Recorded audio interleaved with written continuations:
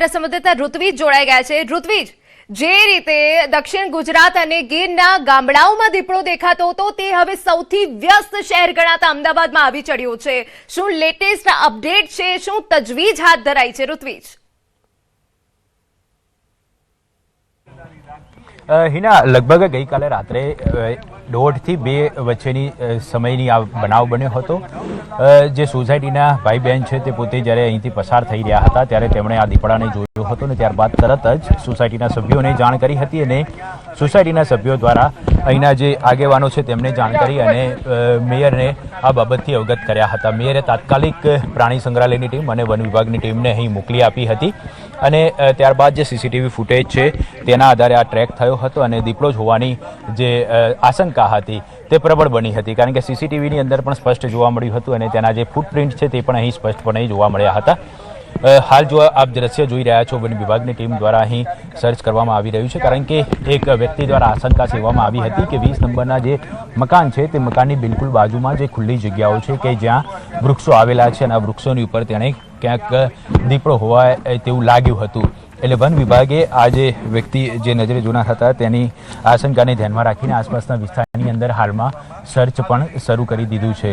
મહત્વની બાબત તો એ છે કે જે બોપલ વિસ્તાર છે, ગુમા વીઆઈપી રોડ પરની આ એક સોસાયટી છે, તે સોસાયટીની અંદર દીપડો જોવા મળ્યો હતો। ખૂબ જ ગંભીર બાબત કહી શકાય, કારણ કે અત્યાર સુધીમાં જે દીપડા છે તે મોટાભાગે ગ્રામ્ય વિસ્તારોની અંદર જોવા મળતા હતા અને આજે શહેરી વિસ્તારની અંદર અને એ પણ રહેણાંક વિસ્તારની અંદર જોવા મળ્યો છે, ત્યારે લોકોની અંદર પણ ક્યાંક ને ક્યાંક એક ભયનો માહોલ જોવા મળી રહ્યો છે।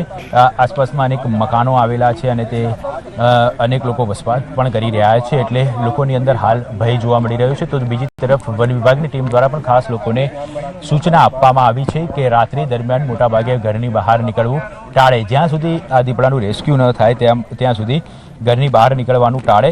અગર જો બહાર નીકળવાનું થાય છે તો મોટાભાગે 4 વ્હીલરની અંદર જ તેઓ સવાર થઈને નીકળે, પોતાની પાસે લાકડી જેવું કોઈ એક હથિયાર રાખે જેથી કરીને પ્રતિકાર કરવાનો આવે તો તે પ્રતિકાર પણ કરી શકે। દીપડો એક એવું વન્ય જીવ છે કે જે મોટાભાગે રાત્રિ દરમિયાન જ બહાર જોવા મળતા હોય છે અને રાત્રિ દરમિયાન તે પોતાની શિકારની શોધમાં હોય છે।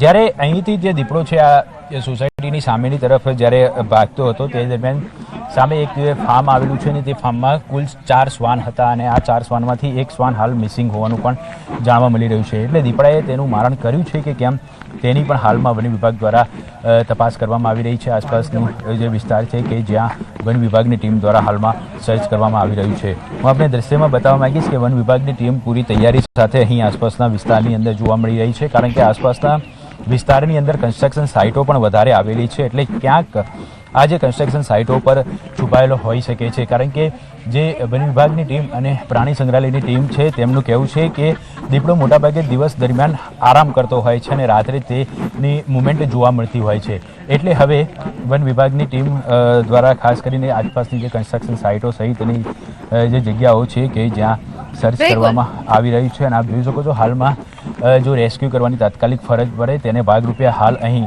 પાંજરું પણ લાવી દેવામાં આવ્યું છે। જી ઋત્વિજ, બિલકુલ આભાર તમામ વિગતો બદલ। તો જે રીતે પાંજરું ગોઠવવામાં આવ્યું છે અને જે બંગલાની આસપાસ આ દીપડો દેખાયો છે તેને પકડવા